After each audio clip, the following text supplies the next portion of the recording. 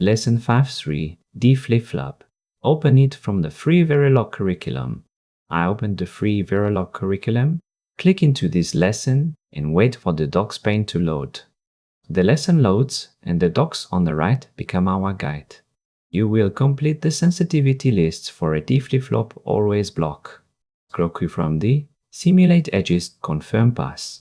A D flip-flop samples D on the active clock edge and holds Q. Sensitivity should be post-edge clock and async reset if present. Use non-blocking less equal inside the clock block. 1 register. Q follows D1 clock later. Your todo is the always as sensitivity list. Fill post-edge clock per golden, then Ctrl S. Those edits are in. Next we open simulation, press run and check the log for pass. Open simulation and press run.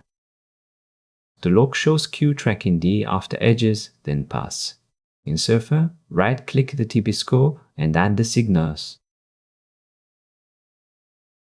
Surfer D changes between edges. Q updates on the clock. Yosys should infer a single flip-flop cell. Open the circuit schematic to see the synthesized netlist. Review always at post-edge clock with Q less equal D. The test bench toggles D around the clock and prints Q.